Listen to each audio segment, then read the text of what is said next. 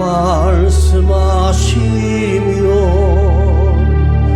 내가 나가리라. 주님 뜻이 아니면 내가 멈춰서이다. 나의 가고 서는 것 주님 뜻에 있으니 오 주님 나를 이끄소서. 주님 말씀하시면 내가 나가리다. 주님 뜻이 아니면 내가 멈춰서리다. 나의 가고 서는 것 주님 뜻에 있으니 오 주님 나를 이끄소서. 뜻하신 그곳에 나 있기 원합니다. 이끄시는 대로 순종하며 살리니 연약한 내 영혼 통하여 일하소서. 주님 나라와 그 뜻을 위하여 오 주님 나를 이끄소서. 한 번만 더 불러요. 주님 말씀하시면 주님 말씀하시면 내가 나가리다. 주님 뜻이 아니면 내가 멈춰서리다. 나의 가고 서는 것 주님 뜻에 있으니 오 주님 나를 이끄소서. 뜻하신 그곳에 나 있기 원합니다. 이끄시는 대로 순종하며 살리니 연약한 내 영혼 통하여 일하소서. 주님 나라와 그 뜻을 위하여 오 주님 나를 이끄소서.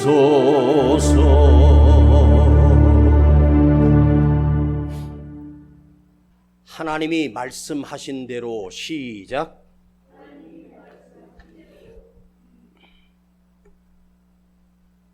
사도 바울이 비시디아 안디옥에 이르러 회당에 들어가 앉아 처음으로 사도 바울이 그들에게 했던 설교의 원문입니다. 오늘 하나님이 말씀하신 대로, 하나님의 말씀대로 라고 하는 제목을 가지고 우리가 묵상해 보겠습니다. 에스겔 선지자에게 하나님께서 이렇게 말씀하셨습니다. 그러므로 내가 내 양떼를 구원하려 다시는 노략거리가 되지 아니하고 양과 양 사이에 심판하리라. 내가 한 목자를 세워 먹이게 하리니 그는 내 종 다윗이라. 그가 그들을 먹이고 그들의 목자가 되리라.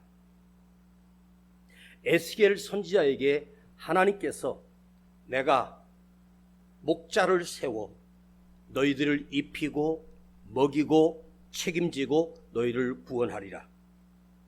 참된 목자가 되리라. 에스겔 선지자의 예언의 말씀입니다. 백성의 구원자로 다윗을 세우겠다는 것입니다. 그런데 에스겔이 살았던 시대와 다윗이 살았던 시대가 동시대가 아닙니다. 다윗이 살다가 죽은 뒤에 400년의 시간이 지난 400년 뒤에 세워진 선지자가 에스겔입니다. 그런데 다윗을 세워 내가 이 백성을 통치하리라? 말이 안 되지 않습니까? 그것은 다윗을 의미하는 것이 아니라 다윗의 자손 예수 그리스도를 말씀하는 것입니다. 나의 원하는 모든 것을 이루게 할 것이다. 여기서 에스겔이 말한 다윗은 그 다윗이 아닌 이 땅에 2000년 전에 오셨던 예수 그리스도요, 지금도 우리와 함께 하시는 예수 그리스도이십니다. 그분이 나를 먹이시고 입히시고 통치할 것이며 그분이 나를 책임져 줄 것이다. 나를 구원해 낼 것이다. 구약에 예레미야, 이사야, 다니엘, 수많은 선지자들이 등장합니다. 그런데 그들이 3500년 전, 4000년 전에 하나님의 말씀을 붙들고 살았던 선지자들의 입으로 증언한 내용이 구약 성경의 애언서입니다. 그런데 구약 성경의 애언서가 지금까지 단 한 치의 오차도 없이 정확하게 이루어졌고 이루어냈고 또 이루어져 가고 있다는 사실입니다. 성경을 보면 내 삶이 보이고 성경을 보면 내 삶이 달라지고 성경을 보면 내가 어디로 가야 할지를 성경은 우리에게 해답을 줍니다. 사람들이 성경에서 한 구절을 발췌해서 자기 상황에 맞춰서 적용하는 것은 가장 큰 오류입니다. 성경에 있는 하나님 말씀에 내가 달고 내게 좋은 말씀만 채취해서 내 것으로 삼으려는 자들이 얼마나 많습니까? 그 한 절이 자기 성경 전체인 것처럼 착각합니다. 왜 성경이 한 절로 안 써 있고 39권, 27권, 무려 66권, 1189장이라고 하는 이 엄청난 양의 성경의 말씀을 하나님이 우리에게 주셨을까요? 그때의 상황이나 이 상황에서 이것이 약속이요, 이것이 이루어진 약속이고 구약의 애언이 신약에 와서 약속되었고 계시록 마지막 성경에는 주님이 내가 다시 오리라, 이 약속 하나만 지금 우리 앞에 남겨져 있습니다. 오늘 사도 바울이 강조하고 있는 그 메시지를 우리가 풀어보자 하는 것입니다. 하나님이 택하셨고 하나님이 약속하셨고 그 약속이 성취되고 그 약속이 이루어지고 있다는 것을 말씀하고 있습니다. 예수님이 오셨음에도, 그러면 사도 바울이 사역하던 때는 예수님은 안 계실 때입니다. 예수님이 오셨음을, 하나님의 약속대로 구주가 오셨고 메시아가 오셨음을, 그 약속이 그대로 이루어졌지 않았느냐? 말씀은 인간의 역사 안에서 반드시 성취되고 이루어진다. 그러면 이 말씀이 성경 안에서만 성취되고 이루어지는 것이 아니라 이 하나님의 말씀이 나의 삶 속에서도 성취되고 이루어진다는 사실입니다. 이것이 가장 중요한 거예요. 하나님의 말씀이 내 삶에도 성취되고 이루어진다. 오늘 이것을 우리가 풀어가야 할 말씀입니다. 성경을 이렇게 말합니다. 하나님의 말씀을 담은 책, 하나님이 하신 말씀을 담은 책, 그래서 성경이라고 합니다. 여러분, 하나님이 입으로 나온 하나님의 계획과 하나님의 섭리로 이루어진 이 성경의 하나님의 말씀을 여러분 이것을 믿으십니까? 하나님의 말씀을 믿으십니까? 과거의 역사 속에서만 이룬 것이 아니라 지금의 역사 속에서도 이 말씀은 동일하게 이루어져 가고 있다는 말입니다. 지금도 하나님의 말씀은 활동하고 있고 지금도 하나님의 말씀은 역사하고 있습니다. 이것을 내가 믿을 때 내 삶에 또한 하나님이 말씀이 나를 붙들고 계시고 인도하고 계시고 위로하고 계시고 내 힘으로 살아가는 것이 아니라 그 약속의 말씀을 믿는 나에게 그 하나님의 말씀이 그대로 동일하게 역사하셔서 내 삶을 이끌어 가신다는 것입니다. 하나님의 말씀을 성경은 하나님의 말씀이다. 그러면 믿음이란 과연 무엇인가? 이 말씀은 오직 하나님의 말씀이라고 하는 절대성을 그대로 믿는 것이 믿음입니다. 이단들은 이 성경을 이상하게 해석을 하고 한두 절만 빼가지고 자기들이 마음대로 변질시켜버리고 왜곡시켜버립니다. 그것이 이단이에요. 믿음은 말씀의 절대성을 믿는 거예요. 말씀은 절대적으로 변하지 않는 진리다. 수만 년이 지나도 변치 않는 절대적인 진리의 말씀이다.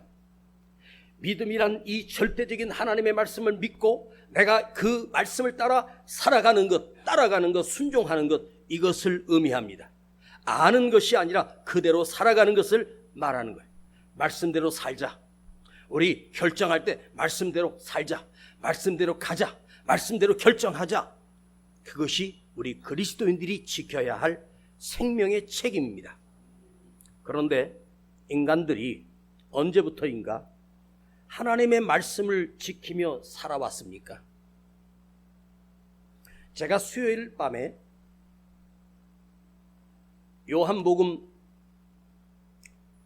5장 6장을 묵상할 때 거기에 보면 38년 동안 누워있던 자를 주님이 오셔서 일으켜 세우셨습니다. 그런데 그날이 안식일이었어요.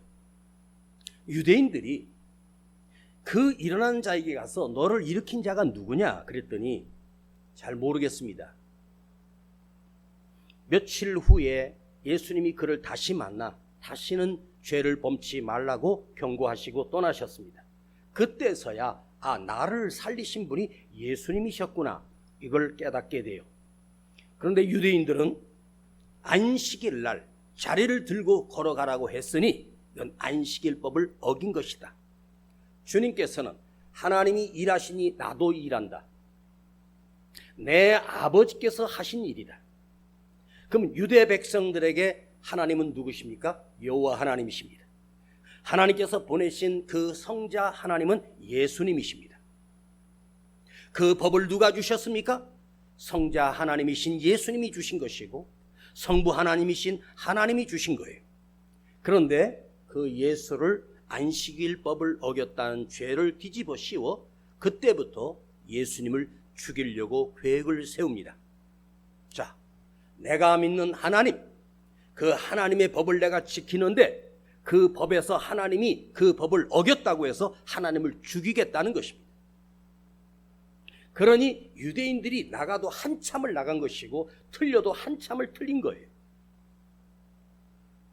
자, 불교의 사상, 불교를 처음 창시한 자가 석가모니입니다. 석가모니의 핵심 사상은 무아사상입니다. 무아지경, 없을 무자에다가 나아자입니다. 즉 불교의 핵심은 나는 없다. 나는 존재하지 않는다. 나는 없는 존재다. 또 불교의 두 번째 사상은 빌공, 마음을 비워라. 욕심을 버려라.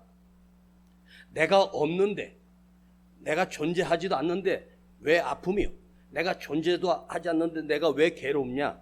이것입니다. 그런데 석가모니는 그의 제자들에게 그렇게 가르쳤을 뿐 이거를 종교화하거나 이걸 경전을 만들거나 그렇게 명령하지 않았습니다. 한참 지난 뒤에 그 제자들이 기억력을 더듬어 우리 스승님이 했던 것을 책을 만들기 시작했습니다. 그것이 경전이 되었습니다. 그러니까 그 제자들이 이미 죽은 자기 스승 석가가 말씀하셨던 것을 기억나서 적었어요. 그 제자들이 그걸 기억해내서 적었다면 석가가 했던 진짜 말과 몇십 년이 지난 다음에 그들이 그 기억을 더듬어 썼다면 오류가 얼마나 많겠습니까? 여러분 어제 누군가와 대화했는데 그 대화했던 내용을 정확하게 쓰실 수 있나요? 1년 전에 누구를 만나서 중요한 얘기를 했는데 그 중요한 얘기를 1년 전에 내가 들었는데 기억이 나십니까? 인간의 기억력으로는요 1년이고 뭐고 한 달 전도 기억 안 나는데 몇십 년 뒤에 그것을 어떻게 기억해 내겠습니까?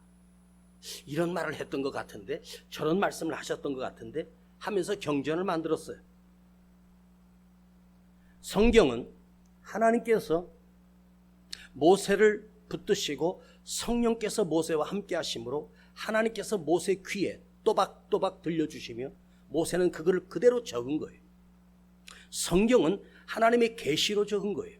하나님의 영이 그 쓰는 자에게 성령으로 충만하게 하셔서 하나님의 음성을 들리게 하셔서 한자 한자를 쓰게 하신 거예요. 자, 무아사상을 가르쳤던 석가모니가 그가 죽자 그들은 그의 시신을 화장하여 나를 없는 자로 만들어라. 나는 이 세상에 없는 존재니까 아예 태워서 없애버려라. 그렇게 유언을 했습니다. 자, 태워서 없앴는데 그들은 젓가락을 가지고 자기 스승님의 시체가 다 썩은 거기서 사리들을 찾아내기 시작했습니다. 사리를 찾기 시작했습니다. 사람이 나이가 들고 늙으면 태우고 나면요, 우리 몸속에 사리가 나와요. 누구나 다 나와요. 그 사리가 그 사람 속에 뭔가 세포도 아니고 뼈도 아닌 이상한 사리들이 생겨요. 그것이 꼭 보석처럼 생겼단 말이에요. 지금도 우리나라의 유명한 스님들 불에 태우면 그 밑에 있는 스님들이 그 젓가락으로 그 사리를 찾고 있습니다. 그걸 또 함에다가 넣어가지고 그걸 또 경배합니다. 나 없애달라고 했는데 사리를 그들이 또 없으면 또 다른 사리를 만들어가지고 이게 부처의 사리다. 어떻게 확인이 되겠습니까? 스승님을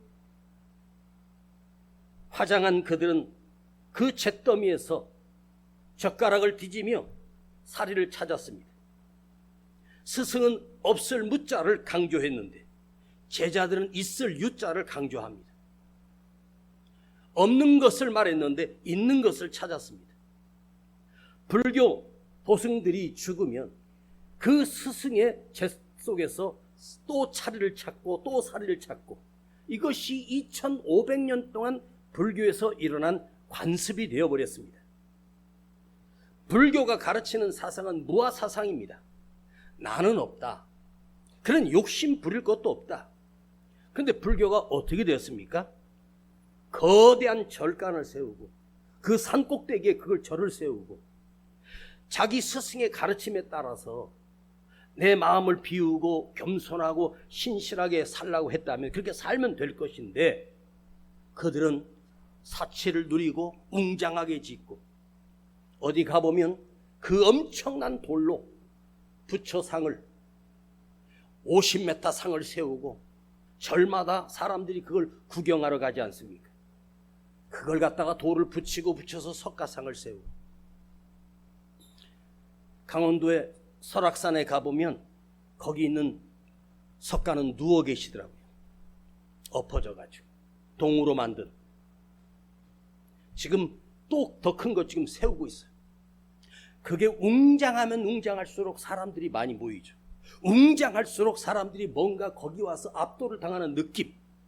여러분, 사람이 만든 건 아무리 웅장해도 우리를 압도시킬 수가 없어요. 그 불경이 계속해서 계승되면서 필사되면서 수천 년을 왜곡되어져 내려오면서 이게 누구에 의하여? 그 스님들에 의하여, 그걸 스승으로 섬겼던 사람들에 의하여 그것이 계속해서 변질되기 시작합니다. 지금 불자들이 보고 있는 것은 석가모니 말이 아니에요. 이슬람교에 코란이 있습니다. 힌두교에는 베다가 있습니다. 그 종교 또한 믿는 사제들에 의하여 그것이 왜곡되어서 원래 있었던 것과 완전히 다른 것이 나와버렸어요. 종교는요, 역사가 가면 갈수록 종교인들에 의하여 그 경전들이 훼손되고 왜곡되고 변질되고 이렇게 내려갈 수밖에 없습니다. 또 사람들이 해석하는 것에 따라, 사람들이 생각하는 것에 따라 방향이 얼마든지 바뀌는 것이 인간 사상입니다. 그러나 성경은 어떠합니까? 성경은 하나님의 말씀으로 사람들에 의하여 이것이 기록될 때 그것이 그대로 복사되고 그대로 기록됐다 해도 이 하나님의 말씀이 목사들에 의하여, 사람들에 의하여, 제사장들에 의하여 자기 입맛에 맞게 해석을 해버리고 자기 생각에 맞도록 해석을 해서 사람들을 협박하는 도구로 사용하는 것이 오늘날 목사들의 실체입니다. 여러분, 하나님의 말씀이요, 언제부터 왜곡된 줄 아세요? 창세기 에덴 동산에서부터 왜곡됐어요. 하나님께서 아담과 하와를 만드시고 그 귀한 동산을 세우시고 하나님이 아담과 하와에게 이렇게 말씀하셨어요. 선악을 알게 하는 나무 열매는 먹지 말라. 내가 먹는 날에는 정령 죽으리라. 네가 먹는 날에는 반드시 죽으리라. 반드시 죽는다. 모트 타무트. 무트 죽는다예요. 타무트 반드시 죽는다. 그런데 사단이 와서 유혹합니다. 이걸 먹으면 너희도 하나님처럼 눈이 밝아질 거야. 하나님처럼 높아질 거야. 하나님은 반드시 먹지 말라. 먹는 날은 죽으리라 하셨거든요. 그런데 그들이 뭐라고 해요? 하나님 말씀에 먹지도 말고 만지지도 말라. 너희가 죽을까 하노라 하셨느니라. 만지지도 말라? 말을 하와가 보태요. 만지지도 말라고 했다고. 하나는 먹지 말라고 했지 만지지 말라는 안 하셨거든요. 그러면 이걸 만지면 먹게 되면 죽을지도 모른다. 그런데 사단이가 먹으면 하나님처럼 된다고 하니까 하나님처럼 되고 싶어서 그것을 따서 진짜 먹어요. 그리고 죽습니다. 하나님께서 저 선악과를 먹지 말라 하셨지 만지지 말라는 안 하셨거든요. 그걸 보태요. 그러니까 먹음직도 하고 보암직도 하고 보니까 볼수록 먹고 싶고 만질수록 더 먹고 싶고 죽는다는 것을 왜곡시켜서 혹시 하고 하나님처럼 될까봐 그걸 먹은 거죠. 아담과 하와가 죽자 그 후손들이 계속해서 죽어나가기 시작합니다. 왜 인간이 죽는 자가 되었습니까? 영원한 생명을 지키던 자가 아담부터 시작해서 영원한 생명이 다 죽는 세대가 되고 우리도 늙어가고 죽지 않습니까? 하나님의 말씀을 왜곡시키고 하나님의 말씀을 내 마음대로 사용하게 되면 인간은 죄로 인하여 죽게 되는 거예요. 하나님의 말씀을 처음으로 받았던 아담이 그 말씀 하나는 가슴에 새기고 먹지 말라 했으니 먹지 마. 이건 안 먹을 거야. 먹으면 안 돼. 하나님 먹지 말라고 하셨어. 먹는 날에는 반드시 죽으리라 하셨으니 그걸 지키는 거죠. 아담도 왜곡시켰어요. 이스라엘 백성들이 하나님께서 모세를 계명을 주시려고 시내산에 부르셨습니다. 40일 동안 그 시내산에 올라가 있는 그동안 밑에서 진영을 치고 있던 이스라엘 백성들이 모세가 보이지 않자 모세는 죽었다고 생각했습니다. 그때 아론을 통하여 이스라엘 백성들이 항거하기 시작합니다. 그때 아론은 백성들의 그 데모와 그 협박을 견디지 못하여 그들의 금고리들을 다 모아서 그걸 녹여서 금송아지를 만듭니다. 그리고 이렇게 말합니다. 이것이 너희의 하나님이다. 이것이 너희를 인도하신 하나님이라고 그렇게 말해버립니다. 금송아지를. 인간들의 욕망은 뭐냐면 보이는 하나님을 보고 싶은 거예요. 내가 만질 수 있는 하나님을 만져보고 싶은 거예요. 여러분, 하나님이 내 눈에 보이면 그건 하나님이 될 수가 없어요. 하나님은 영으로만 볼 수 있는 분이 하나님이세요. 하나님은 영이시니 우리가 하나님이 살아계심을 믿는다는 것은 하나님께서 그 안에 하나님의 영이신 성령님을 보내주셔서 살아계신 하나님이 믿어지게 하시는 역사가 영입니다. 아론은 이스라엘의 일대 제사장이었습니다. 제사장이 하는 짓거리가 금송아지 만들어 이것이 하나님이라고. 그때 하나님이 진노하셨습니다. 그것을 만들었던 자들을 다 쳐 죽이십니다. 왜 아론이 하나님의 말씀을 왜곡해서 이스라엘 백성들의 충돌과 이스라엘 백성들의 비위를 마치고 그들의 항거에 두려워서 그걸 만든 거예요. 교회는 있잖아요. 언제부터 구역이 있고 언제부터 성가대가 있고 뭐가 있었어요? 그런 거 없어요. 원래 교회는요 오직 하나님의 말씀을 듣고 하나님 말씀대로 순종하고 거룩한 예배가 세워지는 것이 교회예요. 교회에서 외부적으로 하는 건 세상이 훨씬 더 잘하니까 자기들끼리 하라고 하고 우리는 거룩한 예배만 드리면 돼요. 뭐 이것도 하고 저것도 하고 아닙니다. 교회는요 거룩한 예배가 승리자가 되고 예배의 성공자가 되고 거룩한 예배를 올려드리면 그것이 참된 교회지. 강단에서 하나님의 말씀에 진리의 말씀이 내 가슴에 칼처럼 찔러도 그 말씀을 듣고 내가 어찌할꼬 회개하며 내가 새로워지고 진리의 사람으로 변화되는 것이 교회입니다. 만일 목사가 하나님 말씀을 가지고 속이면서 협박을 하고 뭐 하면 저주받는다, 뭐 하면 죽는다, 뭐 이래버립니다.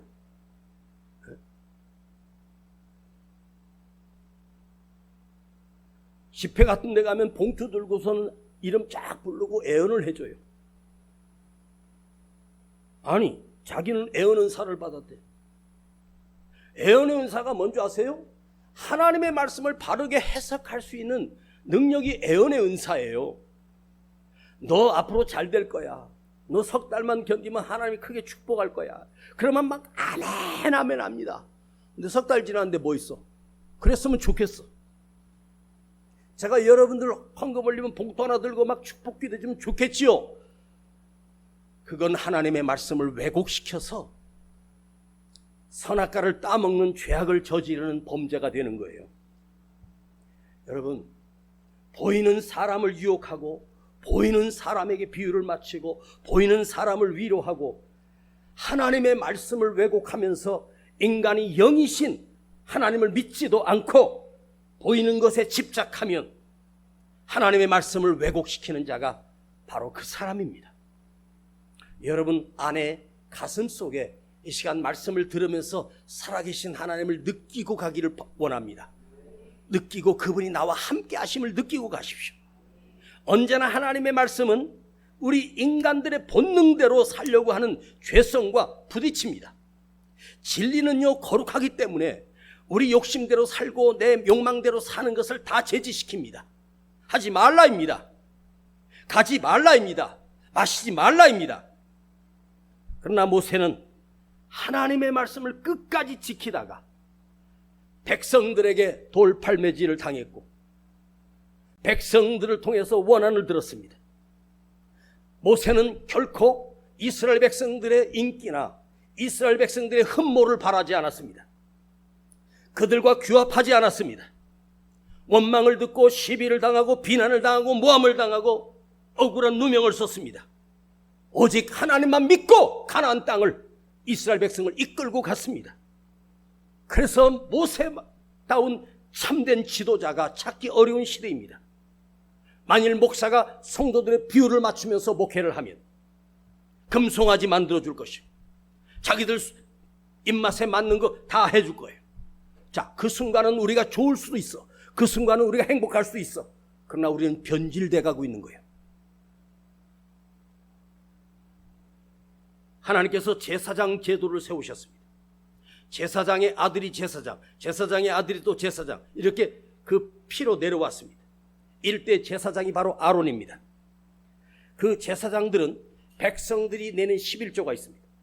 백성들이 내는 헌물과 제물을 먹고 그들은 삽니다. 제사장은 농사 짓고 양을 치면 안 됩니다. 언제나 백성들이 주는 것, 백성들이 드리는 것으로 먹고 살아야 됩니다. 그러니까 더 많이 거두어야 되고 더 많이 드리게 해야 되니까 어떻게 해야 돼요? 백성들의 비율을 맞추는 거예요.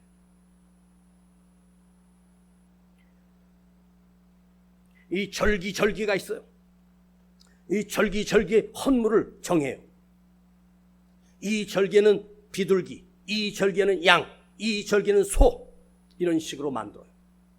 언제 하나님께서 이 절개는 소를 드리고 이 절개는 양을 드리고 이 절개 염소 드리고 비둘기 드리라고 했습니까? 그 비둘기를 드릴 수밖에 없는 사람은 비둘기만 드리면 돼요. 내가 소를 드릴 수 있는 능력이 있으면 소를 드리면 돼요. 되지도 않으면서 비춰가지고 소를 사다가 드려요? 소 한 마리가 얼만데요? 그걸 원하시는 게 아니에요. 과부의 두렙돈은 우리 돈으로 20원입니다. 과부의 두렙돈을 주님이 가장 크게 보시고 귀하게 여겨 주셨어요. 왜? 그 형편에서 큰 최선을 다한 거니까. 나는 여러분들이 드리는 헌금으로 먹고 살려고 하지 않습니다. 하나님이 나를 책임진다는 확신이 저에겐 있어요. 걱정하지 마세요. 그것이 제도권 안에서 제사장 직분이 제도권 안에서 있다 보니까 이것이 한 시대 흘러가면서 제사장들이 변질되어 버렸습니다. 완전히 변질되었습니다. 하나님께 드릴 걸 지들이 뒤로 몰래 훔쳐다가 자기들이 먹어요. 그래서 망합니다. 그러다가 하나님께서 그 제사장 제도를 파괴하셨습니다. 그리고 하나님이 선지자를 세우셨습니다. 정식적으로 이 땅에 정식적으로 하나님이 처음으로 세운 선지자가 바로 엘리야입니다. 엘리야를 세워서 하나님의 말씀을 왕 앞에 백성들 앞에 선포하게 하셨습니다. 엘리야와 하나님이 말씀하십니다. 너는 내 말 외에는 백성들에게 외치지 말라. 내가 너의 귀에 들려준 말만 전하라고. 왕 앞에 나가서 내 말이 없으면 이 땅에 우로가 내리지 아니할 것이다. 더 이상 말하지 않고 그리 시냇가로 숨어 들어가요. 내 말이 없으면 이 땅에 비 한 방울, 이슬 한 방울 안 내려. 그리고 사라집니다. 왕 앞에 가서 그런 소리 했다가 죽잖아요. 그리 시냇가는 가면 안 되는 곳이에요. 흉년 중에 가장 먼저 물이 마르는 곳이 그리 시냇가예요. 근데 그곳에 숨겨두시고 까마귀를 통하여 아침과 저녁으로 먹을 것을 날라다 주고 거기 물도 점점 말라가고 하나님의 말씀이 엘리야에게 임하여 극심한 가뭄의 기근이 온 이스라엘을 강타하기 시작합니다. 동서고금을 막론하고 기근이 오면 큰 도시로 가고 큰 강이 있는 곳으로 가야 먹고 살 수 있지 않습니까? 양식을 경쟁하는 시골에는요 곡식을 심을 수도 없고 경작할 것이 없어요. 이스라엘이 만약에 엘리야가 살려면 그 수도 사마리아 성에 가면 그래서 흉년 중에 먹을 것이 있는 곳이 사마리아 성이었어요. 그런데 하나님은 엉뚱하게 그리 시냇가로 협곡으로 가장 깊은 곳으로 그 동굴지대로 엘리야를 피하게 하셔요. 그리고 거기서 6개월 동안 먹고 입고 마시게 하십니다. 하나님께서. 여러분 중요한 질문 하나 할게요. 내가 노력해서 먹고 사는 게 좋아요? 하나님이 책임져 주셔서 먹고 사는 게 진짜예요? 응? 내가 노력해서 열심히 해서 잘 먹는 게 인간의 행복입니까? 우리 그리스도인은요 하나님이 나를 책임진다. 하나님이 나를 책임진다. 하나님이 나를 먹이신다. 하나님이 나를 입히신다. 이거 하나만 여기 꽂혀 있으면 하나님이 걱정하지 마세요. 걱정하지 마. 뭘 어디 가서 뭐 하겠다. 그리 시냇가 가면 빨리 굶어 죽는 곳이에요. 생명을 유지할 곳이 없어요. 그 깊은 곳에 뭐가 있겠어요? 아무것도 없어요. 그런데 하나님 기가 막힌 방법으로 까마귀를 통해서 그 시간마다 엘리야에게 내려주십니다. 그러니 엘리야는 그 그리 시냇가에서 매일 하늘을 보는 거예요. 까마귀를 보는 거죠. 그러면서 무슨 훈련을 받어요? 까마귀 훈련을 통해서 하나님을 보게 하시는 훈련을 한 거예요. 너무 깝깝하고 막히고 답답하면요 이렇게 손을 들고 위를 한번 보세요. 주님, 살아계신 하나님, 하늘을 좀 보세요. 그게 뭐예요? 하나님이 가장 기뻐하시는 거 원하시는 것 아니에요?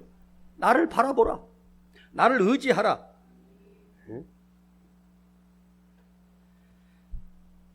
그는 말씀이 있는 곳, 하나님이 함께 하신 곳, 그것에 자기 생명을 맡기고 그리 시냇가에서 거기서 절제 생활을 합니다. 거기서 하나님은 엘리야를 더 큰 선지자로 만들어가기 시작했습니다. 엘리야가 그 계곡 속에 숨어있다는 소리를 듣고 백성들이겠어요. 벌써 죽었어 그 사람. 이미 굶어 죽었어. 그리 시냇가 그 위에서부터 다 말랐는데. 굶어 죽었을 거야. 그런데 엘리야는 강건하게 살아있었습니다. 하나님의 말씀대로 내가 살면, 한번 여러분 상식적으로 생각해 보세요. 만일 내가 하나님 말씀대로 살면 우리 생각으로는 죽을 것 같고 망할 것 같고 실패할 것 같처럼 보여요. 참 신비하죠. 하나님 말씀대로만 살면 내가 실패할 것 같고 손해볼 것 같고 병신 될 것 같고 바보 될 것 같아. 그런데 그게 아니라는 거예요. 정말로 살아계신 하나님을 내가 믿으면, 내가 하나님 말씀대로 살면 하나님 나 책임진다야. 아버지가 나 책임진다. 주님이 나 책임져 주신다.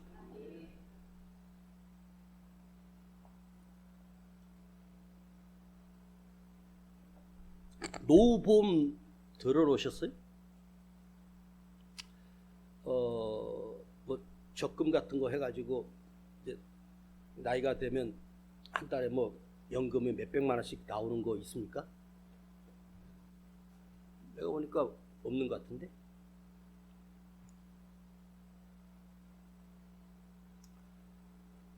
돈이 나를 살려냅니까? 먹을 것이 나를 살려낼까요? 그거 먹어도 그거 먹고 죽는 사람 많아요. 하나님이 입히시고 먹이신다는 사실을 우리는 믿지 않아요. 하나님이 입히시고 먹이신다는 사실에 대해서 희미해졌습니다. 지금 이 시대가 그런 시대입니다. 이런 시대에 이런 설교를 하면 여러분들이 싫어하는 설교일 수도 있어요. 그러나 세월이 바뀌고 시대가 바뀌어도 우리는 이걸 믿어야 돼요. 하나님 말씀대로 하나님이 나를 입히시고 먹이시고 공급하신다.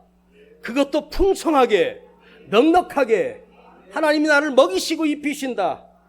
앞에 눈에 보이는 위기, 앞에 눈에 보이는 가난만 보고 좌절하지 말고 하나님이 입히시고 먹이신다는 걸 철저하게 믿으십시오. 하나님 말씀대로 살려고 하는 몸부림이 이 시대도 한 사람은 있어야 되지 않겠으며 우리 교회도 한 사람은 있어야 되지 않겠습니까? 조건은 하나예요. 하나님 말씀에 내 온 삶을 맡기고 살아가는 거예요.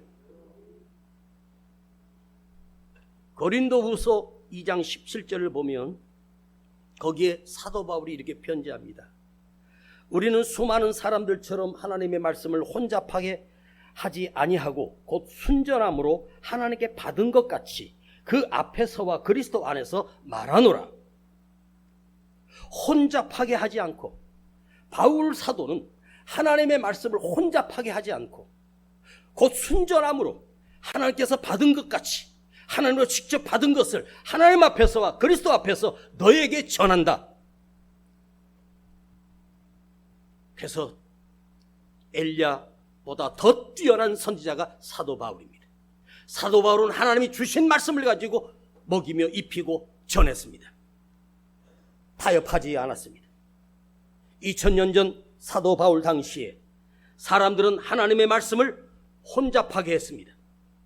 혼잡하다라고 하는 말은 카렐유오라고 하는 헬라어입니다. 카렐유오는 뭐냐? 보따리상을 얘기해요.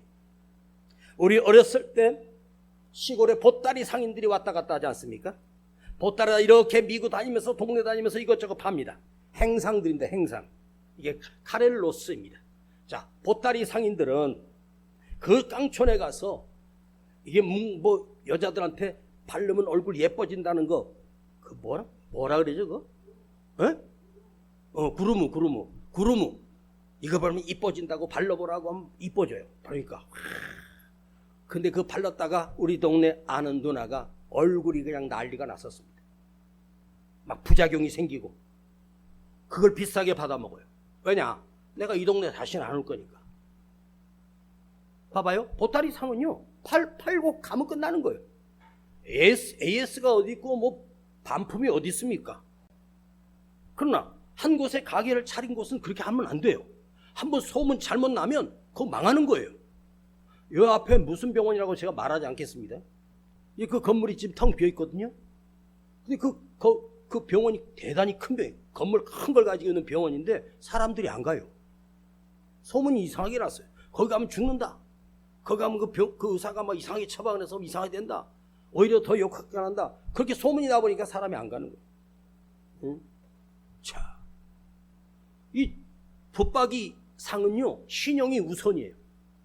그 단골 손님이 먼저예요. 그래서 좋은 제품으로 싸게 공급해 줄 책임이 있어요. 그래서 단시간에 보는 것이 아니라 긴 시간에 보는 거죠. 그래야 사람을 속일 수가 없습니다. 행상들은요, 포도주에다가 물을 잔뜩 타가지고 단물 거기다 딱 타가지고 진짜 좋은 포도주라고 팔아먹어요. 가짜 진주를 가지고요, 이거 진짜 좋은 진주하고 팔아먹어요. 50원짜리를 갖다가 5천만 원을 받아먹어요. 왜? 다 씹을 사람이 아니니까. 그게 보따리 상들입니다. 저는 여러분들에게 보따리 목사가 아닙니다. 붙박이 목사입니다.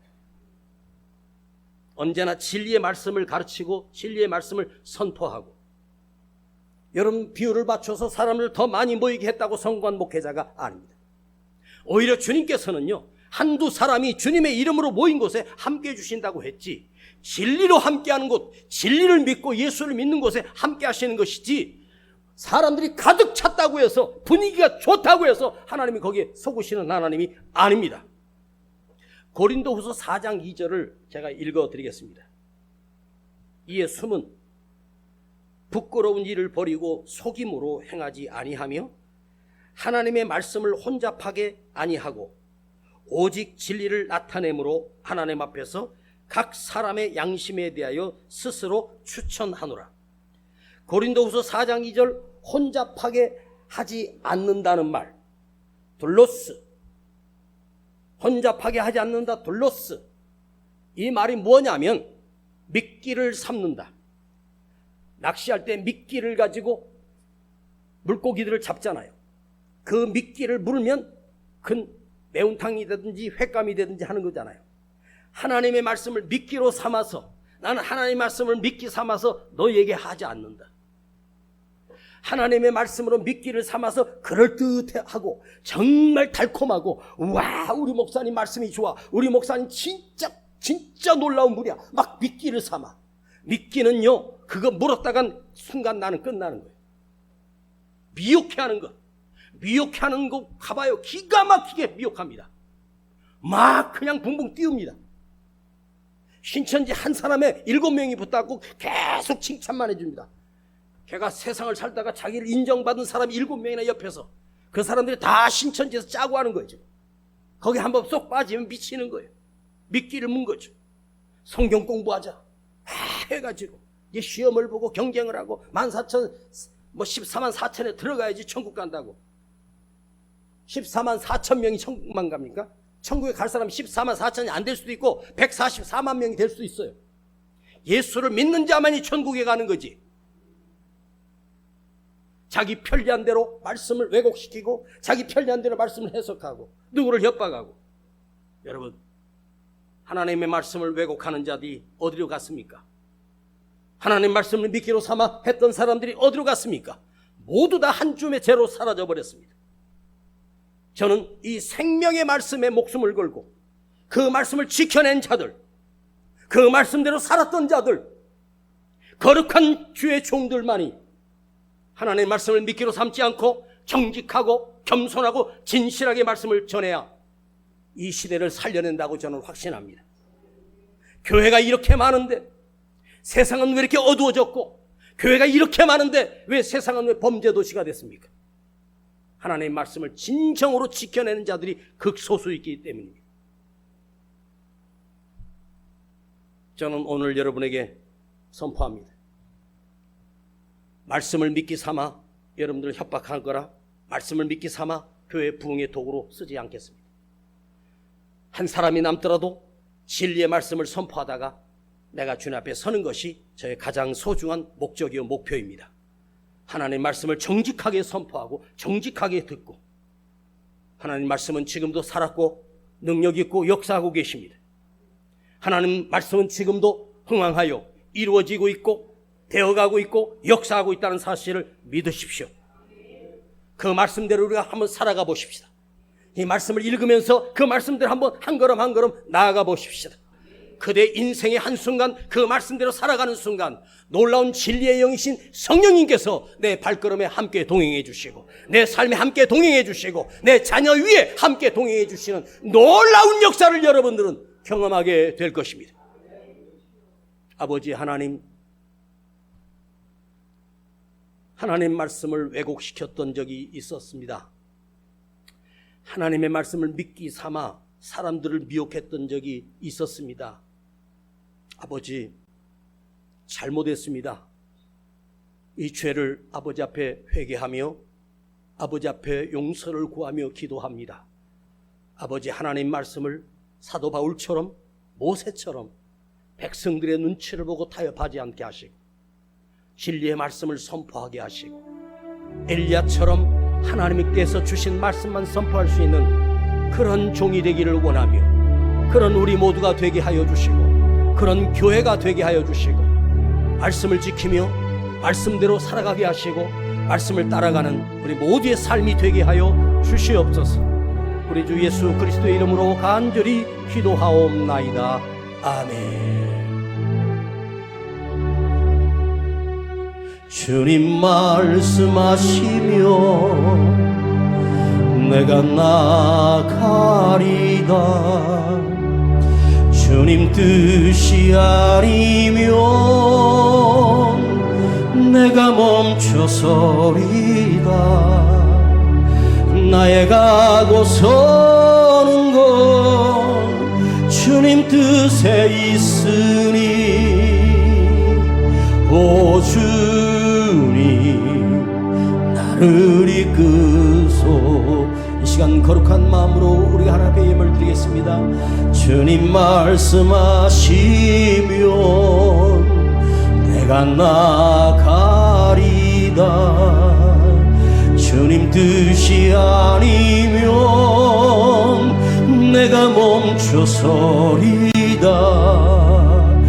나의 가고 서는 것 주님 뜻에 있으니 오 주님 나를 이끄소서.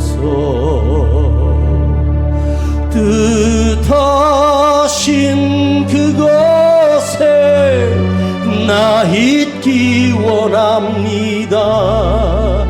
이끄시는 대로 순종하며 살리니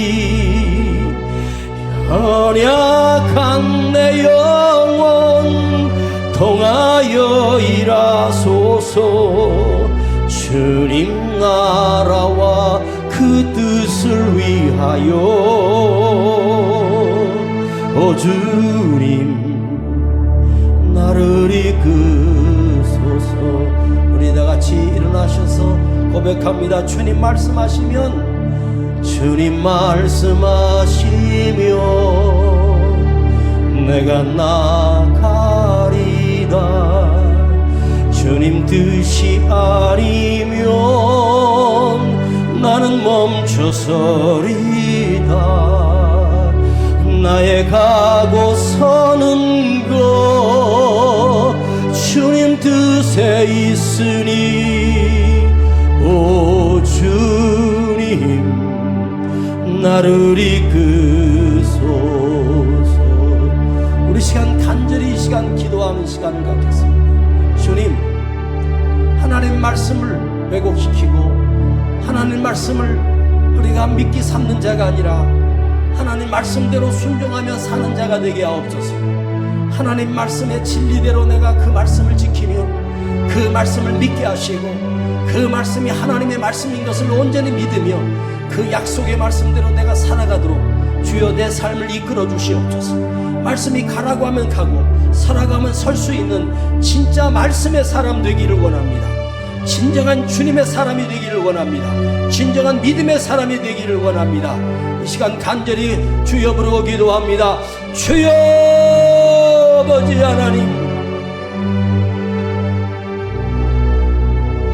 내 안에 하나님의 말씀을 지킬 수 있는 영적인 안테나가 살아있게 하시고, 하나님의 말씀이 진리가 무엇인 줄을 깨달을 수 있는, 분별할 수 있는 지혜를 주셨사오니 주여 이것이 하나님의 말씀이 아니라면 서게 하시고 멈추게 하시고 가지 않게 하시고, 또 가야 할 곳은 거기가 어디라도 가게 하시고, 죽음의 자리라도 가게 하시고, 불 속이라도 들어가게 하시고, 아버지 하나님 말씀대로 내 삶을 살게 하시고, 내 입을 열게 하시고, 내 삶을 살아가게 하시고, 하나님 말씀대로 내가 움직이는 자, 하나님 말씀대로 순종하는 자, 하나님 말씀대로 그대로 받아들이는 거룩한 백성, 거룩한 하나님의 자녀가 되게 하시고, 모세처럼 백성의 비유를 맞추지 않게 하시고, 사도 바울처럼 죽는 데까지 주여 진리의 말씀과 타협하지 아니하며 진리의 말씀을 선포했으며 생명의 말씀을 선포했던 것처럼, 오늘 이 시대에도 생명의 말씀이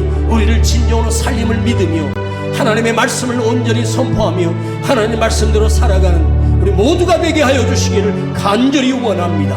주님, 성령님, 우리를 인도해 주시고 하나님 말씀대로 내가 살게 하여 주시옵소서. 하나님 말씀대로 순종하며 살게 하여 주시옵소서. 주여, 말씀이 나를 이끌어 주시고 말씀대로 내가 순종하겠습니다. 주님 영광 홀로 받아 주시옵소서.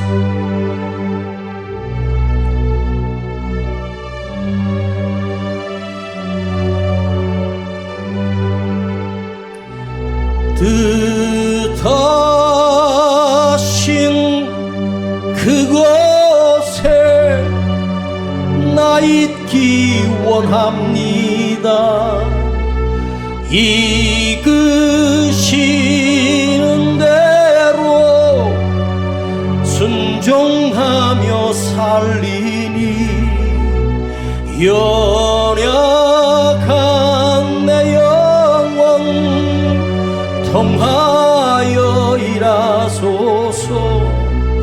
주님 나라와 그 뜻을 위하여